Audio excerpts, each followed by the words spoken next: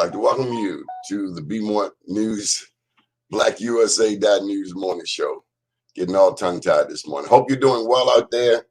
It's been a busy, busy week.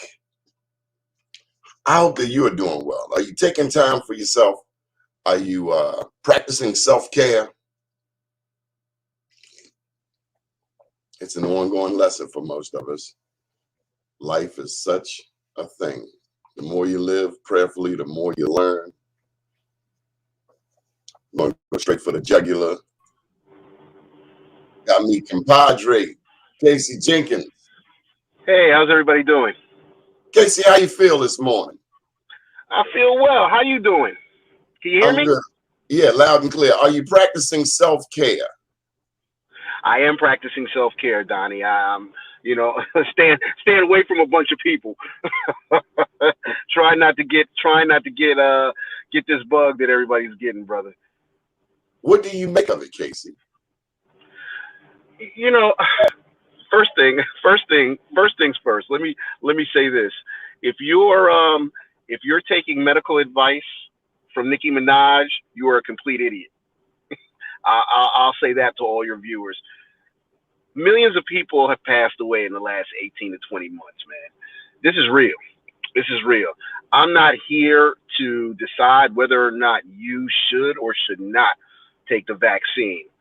I could come up with all kinds of reasons on why people should. And people can come up with all kinds of reasons why they shouldn't. It is a personal preference thing, but you do have to take into account. I think people in Carroll County, in Arizona, Texas, and Florida that are all fighting the idea of wearing face covering and mask are complete idiots. They really are. And it also works the opposite way. If everybody in your class is wearing a mask and you're not, it shouldn't be them. It shouldn't be them that have to leave the class. It shouldn't be the principal that needs to be brought up, on charges and fought and this and that. It needs to be your child and you. You leave class. You made the decision for you and your child not to wear a mask, not the other people sitting in that classroom. So yeah, take your child home, self-tutor, do whatever you need to do. Get them a home aid or something. But yeah, don't infect the rest of those children because this is real, man. People are dying. And when you start looking at numbers like 70 to 80% of the people that have passed away were unvaccinated, yeah, those are real numbers, man. So do what you want, say what you want. I'm doing what's best for what I think is best for me and my family and everybody else. I'm not knocking them. Do what you think is best for your family, but just don't be intrusive on other people's space and time. Let me ask you this. And I want to definitely get to your business. All right, thanks. What about the schools? Do I think that the schools should be, enforcing mask mandates and things of that nature? Well, actually, or schools in general. As you were talking and you started mentioning the numbers, the first thing that popped into my head was that 40% of Baltimore City public school students have a 1.0 GPA. I'm going to tell you the first and foremost, Dr. Santalese needs to go. At this point, we need to sever ties. For the first time in Baltimore and Maryland history, you have schools where not one student is passing the proficiency test. And that's been unheard of. I think our children have been woefully let down.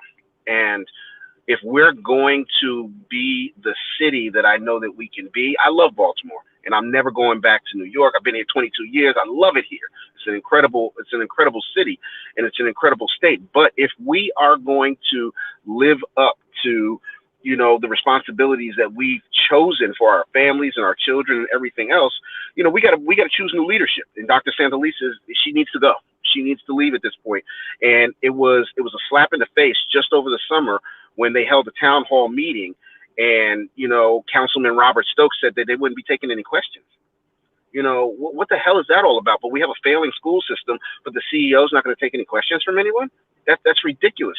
We have children. It works on both hands. It works on both sides. Also, like that woman whose son only passed 3 classes in 4 years. Listen, I got 2 children. I asked them, they're 27 and 31 now, but I asked them, where was your homework? What are you doing? What were your words? Oh, you didn't have any spelling words this week? Well, I'm going to give you some. So if you weren't doing that, or you're not doing that with your child, then that's on you. That's on the parent that child did not only pass 3 classes in 4 years. That's ridiculous. And the funny part, after speaking with someone about it, that's a public servant, think about it. Think real hard about this. That kid landed in the middle from a GPA standpoint, landed in the middle of his class, and he only passed 3 classes in 4 years. So what do you say about all those students that were below him? We have let these children down, and our mayor, who is a person who constantly talks about education and constantly talks about the schools, and we have a brand new school that just opened up over across, that was the old, I guess, Heritage High School that opened up in oh God, what's the park's name over there, Donnie? The school just opened up off of Hartford Road, up from North Avenue. Brand new school opened up. You know what I'm saying. Brand new school opened up, and there was a kid that was caught bringing a gun in the school. You might have seen it on one of the news outlets, or you might have talked about it because you're a very popular news outlet. So it's not just about building new buildings. It's not just about just that curriculum. We've got to move our schools forward to being modern day schools. And we're not doing that. It's not just about changing the buildings. You've got to change the mindset of people. And if you're not changing the mindsets of these people, then you're not doing what you need to do to perpetuate growth with your children. Nobody wants to take responsibility for the schools. Yeah, I agree. Not the local authorities, not the state authorities. And then when the governor says something, the media makes it out as a fight, a Democrat-Republican thing, when people just want to see their children learning. At least that's what normal people do. Now, we've reached a new low in America. 60 is passing. We're more interested in learning a new dance for TikTok than we are in taking our young people to the library. We specialize in giving parties, but we've never seen a PTA meeting. So, like Officer Chuck Lee says, it's about accountability on all levels, from my house to City Hall to your house. Everybody's responsible, but we don't have that kind of culture no more. As a matter of fact, if you say something to someone else's child, don't say nothing to my kid, and certainly don't put your hands on nobody's kid. Although we grew up in a generation where you would get taxed by your neighbor, and by the time you got home, the phone call had been made, and you get taxed when you get it home. You got your butt whipped by 3 people before you hit the door. You got this new generation of old people that says, "Oh no, you can't whip, quote unquote, nobody. You can't spank nobody." If you don't put the fear of God in your child, you leave it for who? 5-0 and the CO. Yeah. Yep. You're right, Dottie. Always right. Or the correctional officer. If you don't put the fear of God. Now, I ain't saying I never had to put my hands on my children. But me, on the other hand, I caught me a few backhands. Yeah. I'll tell you, man. To say the least. Listen, I'm a firm believer in spare the rod, spoil the child. But I will say this, that a lot of the woes that we're having right now in society is because a lot of parents have let their children down. I mean, I've seen and heard conversations of parents that were going out buying, hundreds of dollars of shoes for their children, but that child didn't have a laptop at home. Now that's a scary thought. So what are you telling your child? What's the message that you're sending to that child at that point? That, you place more emphasis on materialistic values than you do on their education. So it's a big circle, but it all does start with education, Donnie. And that is that we've lost that as a catalyst in our society, we've let them tell us, we've let these folks tell us that, oh, not everybody's meant for college.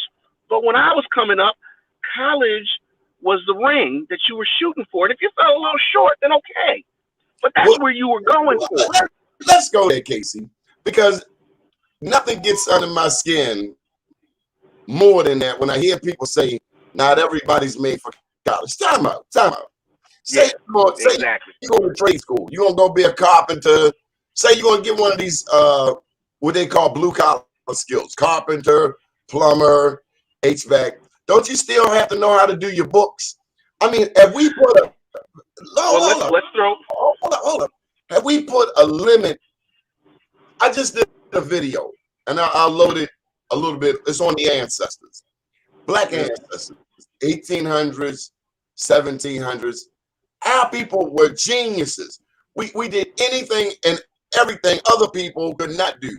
Even down to C.R. Patterson, who was building automobiles. We invented everything. Where does this thing come in? Oh, not every. Now, I get college debt, own student loans. I get avoiding that by any means necessary. I am totally an advocate.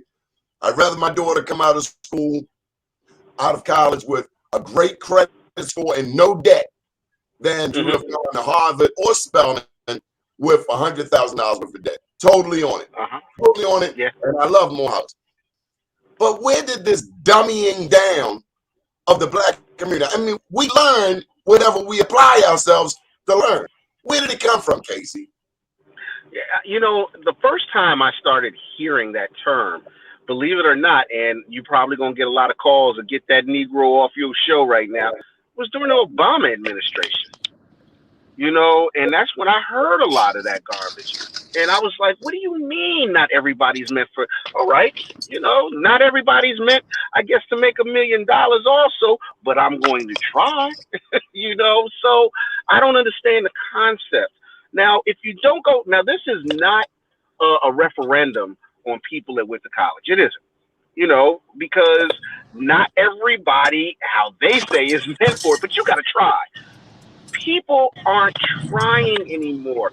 I remember when my son was born, the very first, my father didn't bring over no Pampers or anything like that. What the very first thing he brought over to me when my son was born? That great series of books by Duante and Kumo, building positive self-images in black children and black men. You remember that book? No, incredible. Conspiracy to destroy black boys, Jawan's country. That's what it is. Yes, and it was years ago that I read it. So it was actually building positive self-images in black boys. So that's another one. It's actually a great book. So I did hit the right one. But understanding what it takes to raise a child, understanding what it takes to build a community, understanding what it takes to have that positive outlook on a daily basis when dealing with our people. We have to rebuild that. We have to reestablish those things. You see me walking down the street or any other black man walking down the street, that should not put any fear in your heart. It should not make you feel differently. But we've gotten to that point in society where we look at each other and we want to challenge each other first. It goes back to that old saying, look around the room, who's not clapping when you're succeeding, and that, we don't clap when each one of us has a success in our life. We stop doing that. Because everybody wants to celebrate you. Give him his 5. You got a new restaurant coming, Oh, you talking about me? Oh, I'm sorry. Yeah, make you feel better, Donnie. There you go, Casey. We're going to make you feel better, baby. Oh, y'all need to stop. Friday. Y'all need to stop, man. But yeah, I ain't even noticed that. So you know what? I had to put my glasses on. Is that my brother T? What's up? You know what? Terence Dickson probably, and it's, oh, hold on. That's my other man right there, Michael Haynie. Oh my God, you got the superstars on here today. Hey, what's going on, Mike? Oh, I'm sorry. Yes, I do have a new restaurant opening. We're opening October 28th. We have we're reopening Darker Than Blue Cafe, 413 North Charles Street. Beautiful restaurant, a split level restaurant. It's gorgeous. It's going to be really nice. You're going to have a great time. We're bringing back some fan favorites: cornbread, sweet potato butter, black and catfish, Louisiana style cream sauce, and we've added some new things to the menu also.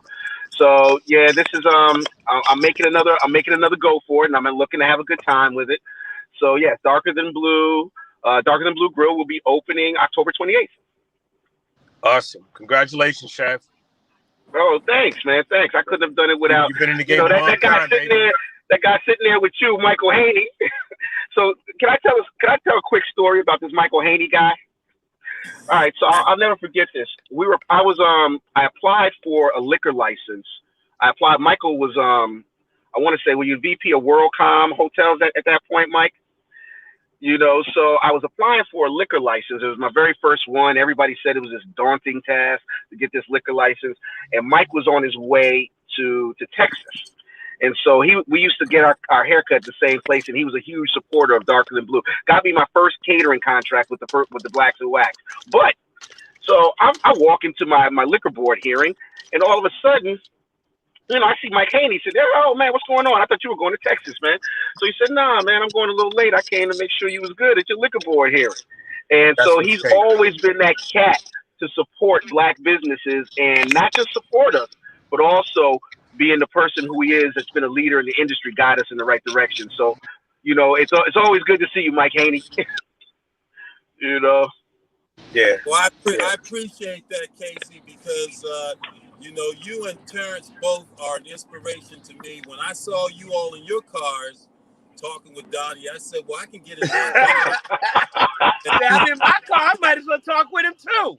Yeah, you guys are an inspiration. I heard your comments relative to education. Casey has been involved. He hired kids when he was with Darker Than Blue. We owe it as a community to ensure that Casey gets off to a resounding start and doesn't have to look back. And people need to understand and hear that. So just like Terence, I remember when Charles Village Benefits District tried to prohibit Terence from having outdoor dining. Why? Remember that, Terence? Remember that madness of them not wanting you to have seats outside your place like the other establishments were able to do? Hey, it came back again, Mike.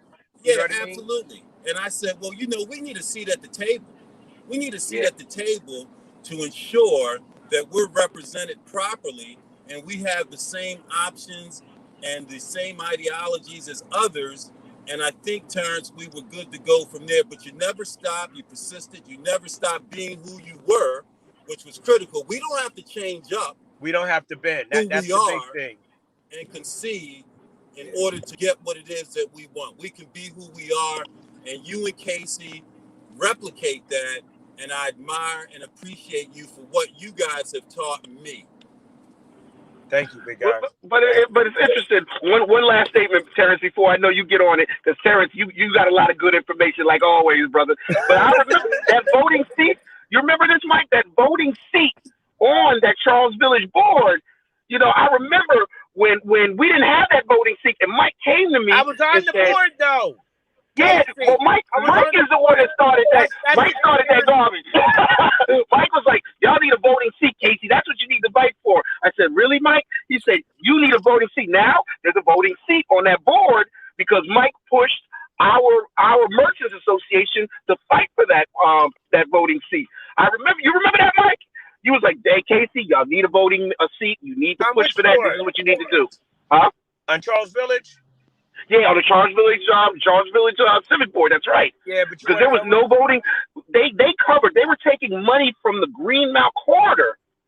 They were taking money, but the Greenmount Corridor businesses over there, which are 90% African American or Black, you know, didn't have a seat at the table.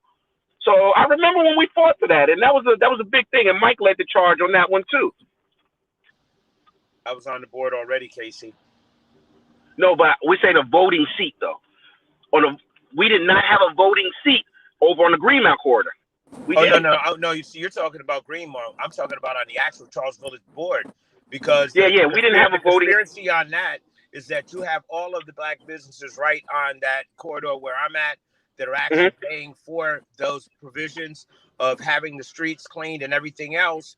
But what they did, they subbed the whole staff out to the Greenmount. And I never could understand, how does that work? How do we pay you for something, and then you have another community that's paying you to do their community, but you don't do our community? And that was the big thing. They walk by my restaurant every day, and they don't clean up around me, but yet they wanted to charge me.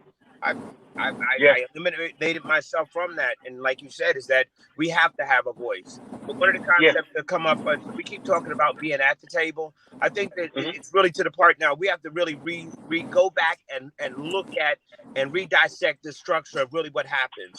You know, I think we've been led wrong with that again. Talking about Terence, at the table. We've been the legs. You're absolutely right. We've been the stability of the table. You're absolutely right. So I think that it's past that now. But it's a matter of who's at the table. Who's at the table? Casey at the table. I think we're creating our own tables today. Yeah, well, we have to have the right people at the table. You look at our leadership today in Baltimore City, who lead the process and look like us, but yet the benefit of them being at the table doesn't benefit It's nothing. us. It's nothing. You know what I'm saying? It's nothing. So you get someone you're like 100% right. Casey. I remember when Casey had no bones about challenging the mayors at that time relative to their investment and concern about the communities.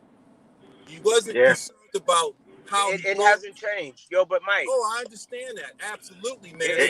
Guys, it cost me dearly, guys. It cost me dearly. I remember I could have handled some of that a little bit better, but we still had to maintain the fight. But I could have handled it a little bit. You definitely could have handled it a lot better. I mean, a little bit better, yeah. But you know what? We live and we learn. And there's always the front line. There's someone that goes across the barbed wire fence as a sacrificial lamb for the rest of us. And that's what you did, Casey. You were the sacrificial lamb. So as much as you say your own style could have been tweaked a bit, because later on you tweaked mine because I went at it like you. I said, you want to know what, gentlemen? There are different times in reference to sometimes somebody has to get roughed up. Okay? Yeah. Sometimes when they're not listening, you have to grab their attention and get them to listen. Because when it's blatant in front of your face, and there are resources that go throughout our city, and even right now, you know what I mean? One of the things that I'm more so focused on us doing this really social enterprise of we actually, dictating what we need for our community and for people to get our funding. And you know what? I'm tired of our funding. When it comes to funding source for our community, guess what? We get the crumbs of the bag. Somebody else gets the bag, and then they decide what's going to be dished out in reference to the crumbs. You know what I mean? I tell you what, I was looking at the article. I don't know whether or not you have, Casey and Mike. I definitely wanted to call you on it. All right, on a couple of things. But one of the things I looked at, the restaurant revitalization, that was horrible, bro. That was horrible. Yeah. I think I've seen one or two restaurants getting $30,000-$40,000, and I've seen other restaurants that were not even open. And also, see, one of the things I look at the value now is going to be what value do you bring to your community? What is the social value to you? If you have a Terra Cafe and a Terra Cafe doesn't get funding and a Terra Cafe closes, guess what happens? Now you have 20 people, okay, that are going to need housing. They're going to need rental support. They're going to possibly need a job. And we know finding them right now is not the greatest thing out here, even though there are a lot of job opportunities open. But, people are getting jobs in the businesses that are just really trying to get their breath. They're trying to be stable. So in reference to saying you got rock solid community, we don't have. And it's being built backwards. I got to get ready to run, but I want to say one last thing because you hit the nail on the head. And I always remember leave when I'm talking, son. I gotta run, but I gotta say this to you and Mike. And I also saw Mr. Michael Eugene, logged in there too. But I'm gonna say this real quick: that Terence and Mike the two things that I've learned a lot, especially from both of you guys, is that one, it cannot just be about the individual. It's got to be about the collective. It's always been, Mike, you've always brought every one of us into the loop. Terence, you've brought us all into the loop. The problem that we're all having right now, and it's funding. When you look at the numbers, bottom line, it has been so abysmal in the amount of funding, and I'm talking about from state organizations. When you look at companies like, when you look at organizations like NBW, the Neighborhood Business Works, ask yourself, ask your senators, ask your delegates, ask the governor, because I make sure I do, how many African-American businesses are being funded through these programs? Or is all the money going to people like the mannequins? Is all the money going to Michael B? Is all the money going to those developers instead of coming to our community? And it is. So I'm glad that cats like Corey McCray, we can build relationships. Well, hold on. Well, hear me out. Hear me out, T. I'm glad that cats like Corey McCray, you know, Senator McCray, are starting to ask those questions. I'm glad even the lieutenant governor asked that question, you know, of the Secretary of Commerce and them. How many African American businesses have we funded? You know, and we need those questions asked now. You know, but I appreciate all of you guys. Donnie, I can't tell you how much I appreciate you. Yo, Mike, Terrence, I love you guys. Hey, I got to get ready to run, man. But listen, hey, keep the fight up, guys, and I'll see you all real soon. Love you. I'm going to see you the first night you're open, man. I'm going to see all right. Save me a table, son. You already know. Hey, I might cook some. I already know, guys. I got y'all both there, and especially you too, Donnie. Donnie, you doing a live show for my restaurant that night, all right? And Donnie, I'm signing a contract with you to do some marketing. I am, and you all heard it. That's my man. Send him Donnie's a check. He said send some cash. I'm going to send him a check. No. I ain't going to send him a check. I'm going to bring him some cash. He got some cash. All right, I'll talk to you guys later. All right, God bless. All right, thank you, Casey.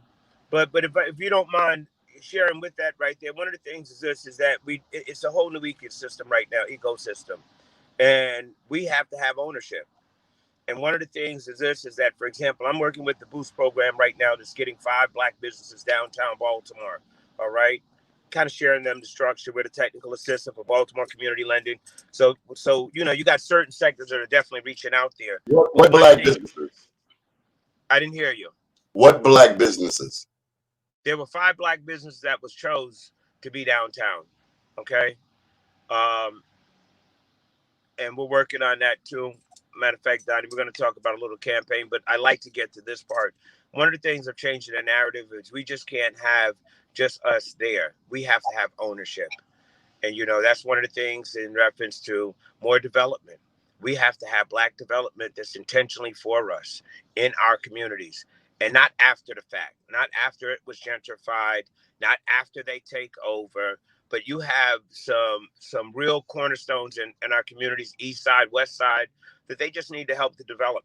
They've done the work already. They've shown the commitment for the community. The next thing is to actually get that funding and look at the value that they bring.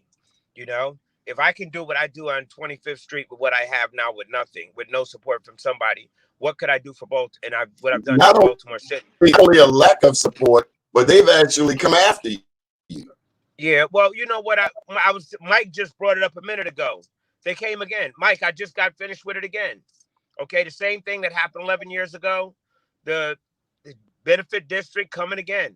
All right, about the outside music, and the crazy part is that they made moratoriums for everybody in the city to be outside, music, whatever. Basically say, listen, just survive. So once again, we showed that, guess what? There's still some people out here that haven't caught on yet. That it's going to take off all of us to put this city together. Wow. We got to fill up those holes in our Black community with funding first. It has to. Why, Michael Haynie, why are Black businesses being targeted in the middle of COVID in a majority Black city where most of our elected officials are Black? I do not understand that. It doesn't happen in Atlanta, in DC, in Black strongholds and Black enclaves. Why is it happening here in the city of Baltimore? We have a Black mayor, Black council president, Black comptroller. Anyone? Because, Donnie, I've said this enough times that Blacks in power in Baltimore have no power. and white people. Baltimore is a very racist town. It has been so since Pomelo was commissioner of police, and you can go on to Schaefer, et cetera, although he used black people. Black leaders in Baltimore have no power. The real power callers are the ones, the business people that contribute the monies to the elected officials, and they tell them what to do. So you look at a business like Terence, when they look at a darker color business, they're afraid. They're afraid of him. It's not what he does, it's the fact of how he looks and who he is that they're afraid of. And they do the very same thing. Nicole responded, because we allow it, we need to unite. Now, if I'm not mistaken, Terence, when COVID first hit, you were in communication with the city of Baltimore. You just mentioned on this show the Boost program. I mean, you're doing all, and people criticize you, like, how could you have the mayor? The White House. Remember, hey, I went to the Big Don, baby. Remember, I went to the Big Don. I asked them for $5 million for small black business in Baltimore at the beginning. Okay, well, I'm not understanding why you've been supportive, if not tolerant, of Baltimore City. Why hasn't it reciprocated? Let me tell you something. 56. I'll tell you what, Donnie. You want to know what I scratched my head with? I like reciprocity. I love reciprocity. I don't mind doing for you, but I need to be done too. Why do we have to give so much? We have to give our firstborn, our right arm, our left leg, and we get nothing in return, Michael Haynie. I'm going to let Terence address that, because he's been on the forefront, and he stands for something, and he doesn't tolerate people doing just anything. He's his own man. Terence, what do you think? You know what? One of the things that I think that it is the actual, one of the things is that, guess what? Everybody wants to keep doing a reset, okay? And a reset just doesn't do it. If you've got a circuit that's broken in your house and it throws the breaker and you reset it and it clicks off, it didn't do anything. We have to dig down and fix the problem. And the problem is real easy. It's not that challenging. There's funding, and funding. When you look at business, what is the key that solves all problems of business? Funding. One of the challenges that black businesses have from the beginning is that, remember this. And remember, I started Terrell Consulting too. We've been really helping a lot of black businesses. But I'm going to give you what really happens with black business. Black businesses normally start with about $1,500, a couple of halfway credit cards, and a great idea.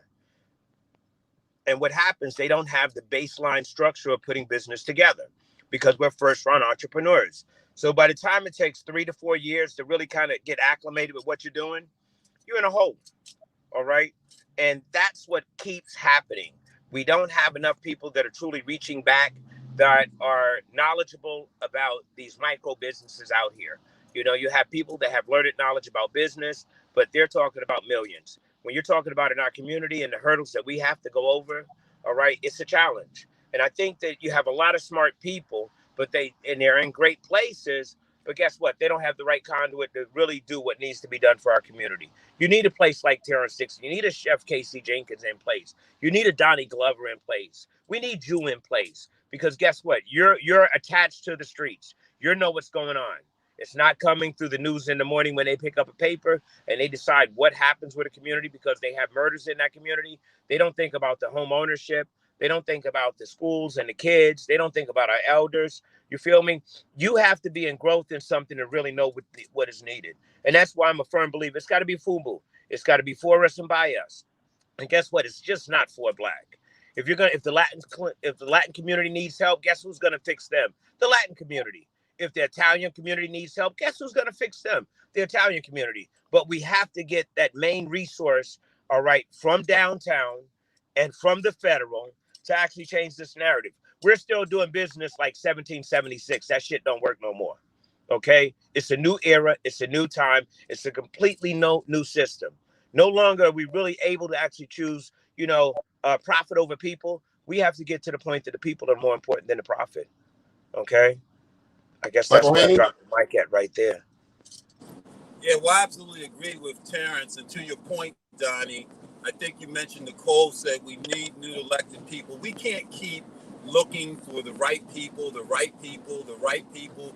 What are the right people relative to politics that have disappointed us over the course of the past 4 decades, starting with, I'll say it, and I know him, Kurt Smoke, you know, what have we gotten out of having black leadership in place in a majority city where we're still the minority relative to anything funded or any money given or any economic development or any education in our community?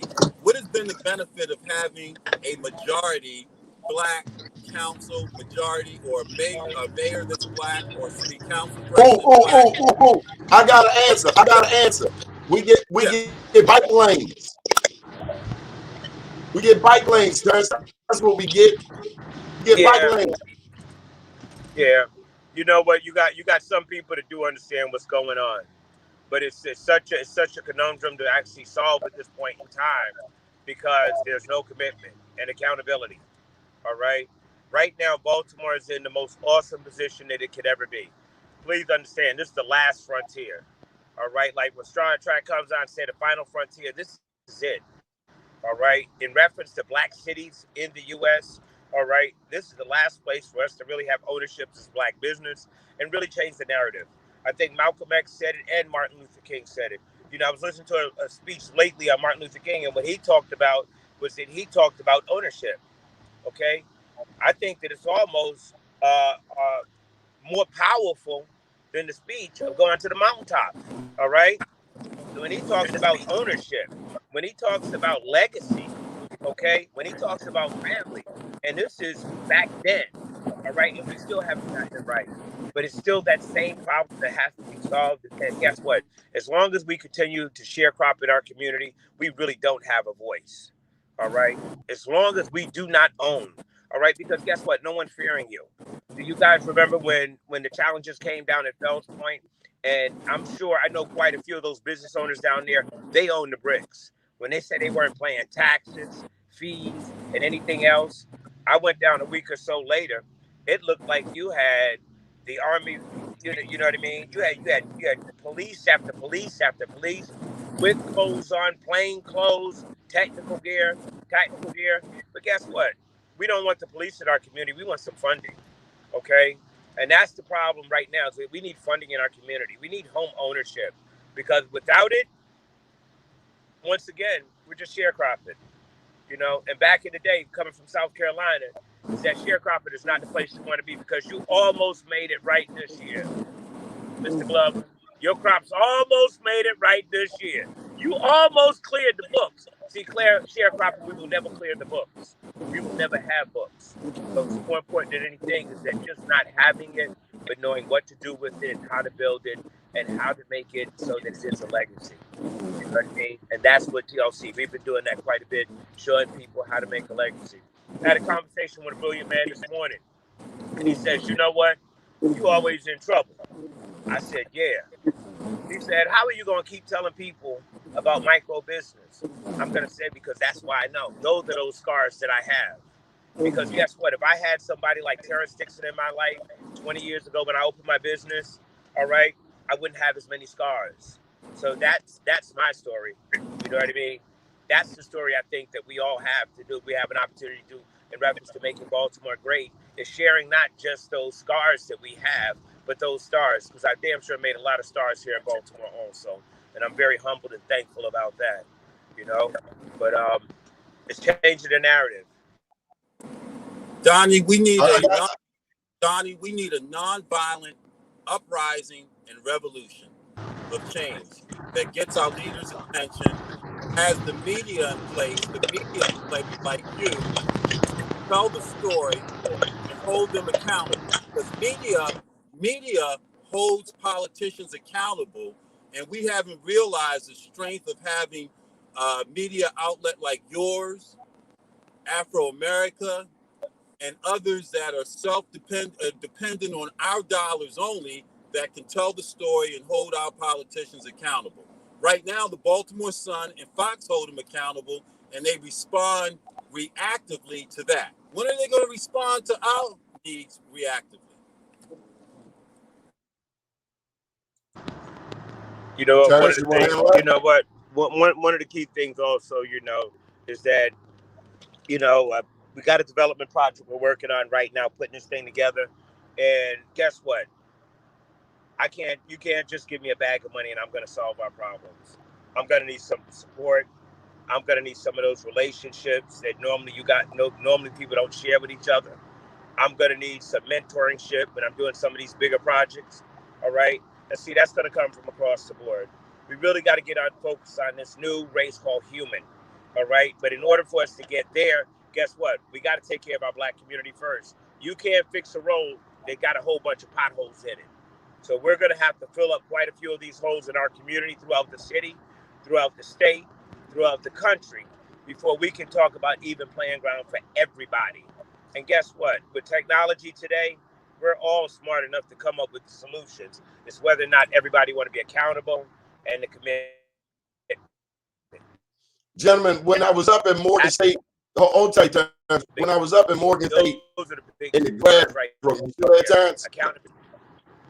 When I was up in Morgan in the grad program, we talked about the interrelationship of politics and economics. They call it political economy. Again, the interrelationship of politics and economics. Do our Black elected officials understand the importance of economics in the politics? I think they do, Donnie. I just don't think it's drilled down or it's cared about, whether it influences the voters who put them in office, because we put them in office with our votes, and the influence of the money that they feel necessary to campaign comes from special interests. So they don't align. Wow, there you go. They don't align the agenda to the real voters, which are us. But do we give them what they need relative to the foundation of their politics, which is money? No, it's special interests. So there's two different agendas.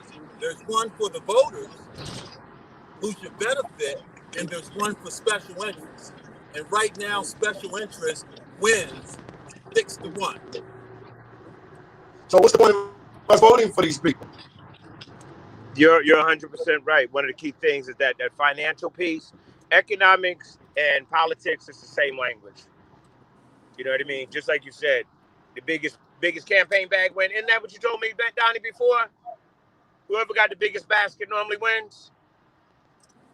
So, I'm just really not understanding, all right, why we haven't caught on yet. And it's going to be a problem. Donnie asked a real important question, which it's compelling. He said, well, why are we voting for him? Donnie, you answer that. What'd you say now? Say that again now. Donnie asked the question, why are we voting for him? Because outlets like Fox, Sun Paper, BlackUSA, if they're advertising there, they tell us to vote for them. And so we vote for who the press tells us to, because they're the ones that the politicians are able to market to us and influence us that they're the best candidate based on whoever has the most money to buy the press to influence us. So you're telling us to vote for him, Donnie, because we're hearing the message from you 20 times because they paid you 20 times to tell us. Wow. But when are we going to tell the real story?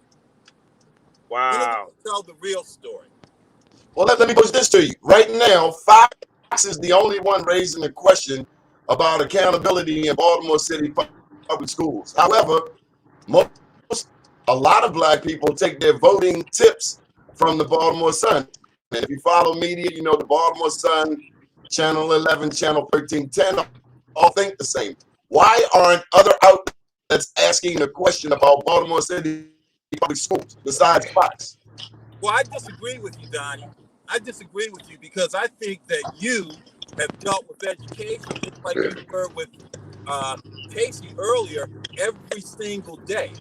But until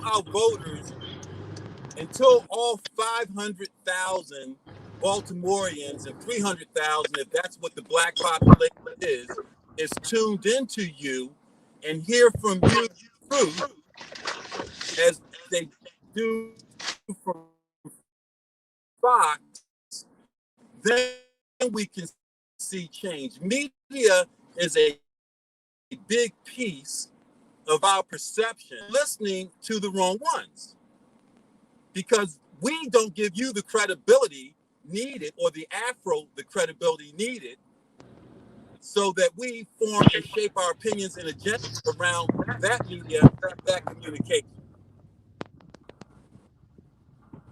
Overstand. But you know what? People have to think for themselves too. Gentlemen, people got to think for themselves. All right. You know, as they say in the country sometime, common sense ain't that common. Okay. If the challenge that I have is that right now my son's gone to public school for the first time in his life. Wow. And in that period of time, I get these, now he's going to Poly. Big shout out to Poly. Give thanks for making room for my son. All right. But now here's the crazy thing is that almost every other day, my phone is blowing up and saying the kids are getting out of school today because of no air conditioning. Okay. Or air quality. It's not now my problem that I have is that we had a whole year to get this right. Okay. There's so much funding out here. Okay. I don't care what folder you put it in, whether or not it's putting in a folder that you must have it in order for our kids to be in an environment that is truly safe with HEPA filters, UV lights within the actual area. All right. Proper heating and proper air conditioning. All right. This is the opportunity. And see, that's the challenge I have with Baltimore right now is that now I've heard for so many years that there's no funding, there's no money for this, no money for that. Bullshit.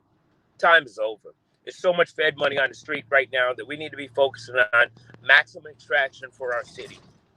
Public safety is not giving the police a bigger whip. That just don't work. We have to police ourselves. And how do you police yourself? You create awesome people. And you do that through the sense of business. You know, Donnie mentioned something earlier about the bike lanes and the green space. That's great. You know, give thanks for that. But you put bike lanes where kids need better systems in their school, where elders need more access to good food, all right, where men and women need jobs for their family that are a living wage, not just getting by, all right. That's the challenge right now. Well, you know, Terence, I'm gonna push back a little bit on the funding, particularly for public schools, because public school funding has always been slush fund for politicians to pay off favor. I think it's a matter of priorities. We know for almost a whole year, public schools were not in operation due to the pandemic. And if there was ever an opportunity to do maintenance work, that was it, brother. System, that was it. So it wasn't a matter of that money. Was it. We already know. That's what I just said. If you look at what they saved by not having lights and heat on, etc., they could have saved enough to do it. They want a matter of priorities. You know, we will have in 2022 in Baltimore, for the first time, 2 elected school board positions, which hopefully come from the community with voices that challenge and hold the school system accountable. I know that there is some chatter about Michael Eugene Johnson possibly running, someone who's well knowledgeable about our public school system, and a couple others that are interested in running. Our school system, just like our political system, has to be held accountable by the people, the right people. And right now, it's not accountable to anyone other than the special interests that get the $1.3 billion, and we see 20 cents on every dollar filtered down to our kids for learning, because that's what the percentage is, and 80% of it is for the overhead that they give out in political favors. You got to hear some of these sidebar comments. I'm going to put you on mute for a minute, Terence. Tamara says, thank you. They did not intend to fix the school. She also said they had a year to spend the money on their friends. They didn't work on the air for our children, so we smile in their faces to get a handout. Derek Burnett, Baltimore County, says the city had a chance to vote for a consummate black businessman, and they voted for a career politician. He's talking about Bob Wallace. Tamara also added, all we are talking about is money, money, money. We are selling each other out for scraps. Any thoughts?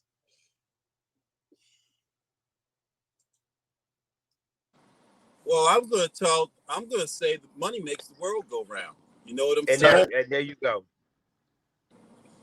You know what? Like what you Mike, you said have a a minute show ago. coming up on Sunday, 60 Minutes in Black USA with Michael Haynie, 6 p.m. on this network, Black USA News, the voice of our people. What can we expect this Sunday, Michael Haynie? Hey, Donnie, another compelling conversation and to educate our people on where we come from. Because until we understand where we come from, we don't know and cannot plan a proper black print. And I don't call it blueprint. I call it a black print and a black agenda for change. And so we'll continue to educate on Africa, specifically Ghana, where most of our ancestors left Africa to come to the Americas. We're going to have Fraser Mathis from Huntsville, Alabama, joining Maxwell Adusi and Bev Carter as we continue to educate our people. Good stuff. We have a number of shows Monday through Friday. We have this show, the Black USA Morning Show, from 10 to 11 each evening. We have different programming at 7 p.m. on Monday. It's shared spaces with Cap, Quita, and Dason. Tuesday night, we do Town Hall. I tend to host that. Wednesday night, Sister Biz with Tamara, with Nicole. Thursday nights, Black Business Roundtable, live from Oakland, California, with Doug Blackshear, Dr. Ashley Coleman. Friday nights, we got Black USA Crypto News with Kamal Hubbard. Saturday, live from New York, the Black Hour Casimir gathers from the Bronx, the Boogie Down. And then, of course, Sunday night, 6 p.m. with Michael Haynie. Terence, any final thoughts before we close out today's show? It's been very provocative, as always. Thank you for taking time out of your busy morning. Thank you, King. You know what? One of the things, if I could just leave somebody with, is this. Guess what? Ain't nobody coming. Okay. I'm not a big fan on reflecting of past. I'm more so of a fan of really focusing on what tomorrow and what today brings us now. How do we change the narrative now? And I look at that, it's us picking ourselves up. It's us making sure that we're holding people accountable, all right, and getting ourselves ready. I definitely suggest those that are out there that you have a business, whether or not you're white, black, purple, blue, plaid business, reach out to Terrell Consulting. I really like to help you with your business structure. One of the things that we're doing right now, we're building legacies. All right. We want to leave our kids more than just a broken down Cadillac and a closet full of leisure suits and now a hookah. We want to leave it more than that. Okay. And it starts here. So everybody have a blessed day. Please continue to keep prayers over our elders and love over our kids. Terence Dickson from Terra Cafe and also Terra Loft Consulting. Thank you, Hey, gentlemen. what you got on the menu, man? What's the best thing on the menu over there at Terra? You know that fish is crazy. It's Fish Friday right now. And Donnie, let me do this real quick here. I got some real things going on this weekend. And real good things going on. I got blues tonight at Terra Cafe. Doors open up. Stone Cold Blues Band.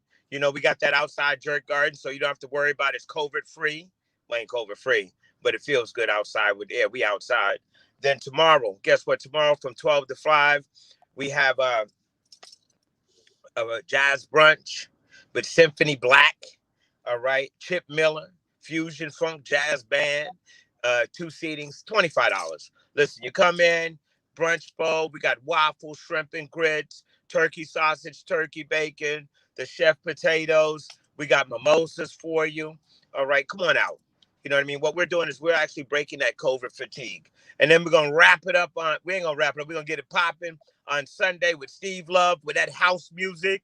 I'll house you. I'll house you. Oh, yeah. So that's on Sunday. Doors open up 2 to 6. And you know what we're going to do on Monday. It's a slow season for us. So we open up special just on Monday. A lot of restaurants are closed on Mondays. We make room for you, baby. We got Clarence Ward and The Session. All right. Doors open up at 6:30. Okay. Well, the gate opens up at 6:30 till 11. So come on out. All of this community based. All this for the big kids. Come share some love. Come get some love. All right. This is what Baltimore's all about. Once again, And what thank you. about the Terra Loft Consulting? How can people get more information? TerrorLoftConsulting.com. All right. And also, hold on, wait a minute now. Also, the number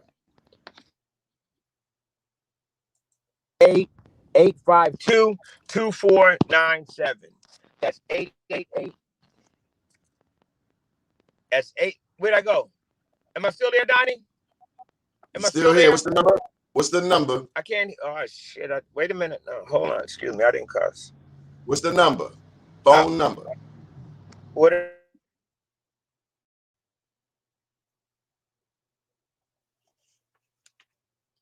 Here, What's Donnie. the phone? What's the phone number? Hello. Yes. Can you hear me? Okay, awesome.